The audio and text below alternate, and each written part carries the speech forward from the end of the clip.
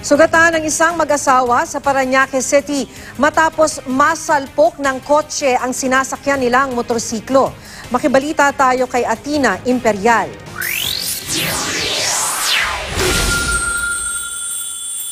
Pasado alas 3 ng madaling araw noong February 27, papuntang Quezon City ang mag-asawang John at Angel Bautista mula Cavite. Sila ang nakamotorsiklong kumanan sa Quirino Avenue, Barangay Tambo, Parañaque City na nakuhanan ng CCTV videong ito. Sa isa pang CCTV, kita naman ang puting kotseng sakop ang lane ng mga kasalubong na sasakyan sa Quirino Avenue pa rin. Ilang sasakyan ang sinalubong ng kotse sa pagtawid ng intersection.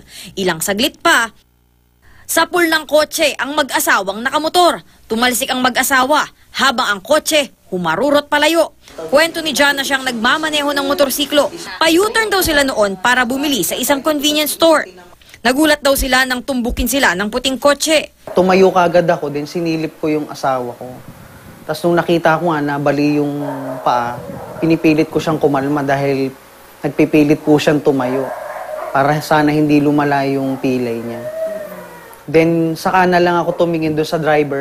Hindi makapagtrabaho at makapag-alaga ng maayos na mga anak si Angel dahil nabali ang kaliwang binti niya. Yung kasing kotse, yun nga kasi po yung bumundol sa akin nung paliko kaming ganun sa convenience store. So ako talaga yung tinamaan nung harapan ng sasakyan. Sa sobrang sakit niya, hindi ako makaiyak.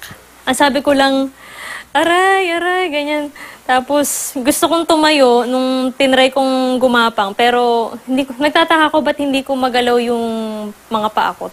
Idinulog na ng mga biktima sa pulisya ang aksidente. Si John, gumawa na ng paraan para humanap ng mga CCTV video para ma-identify ang kotse.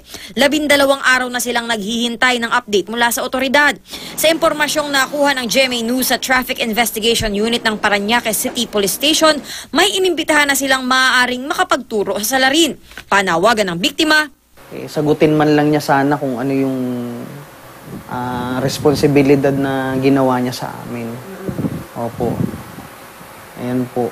At saka dahil hindi kami parehong makakapagtrabaho, sana po matulungan niyo po kami na malutas po yung kaso na to at saka yung maagarang hustisya sa asawa ko po.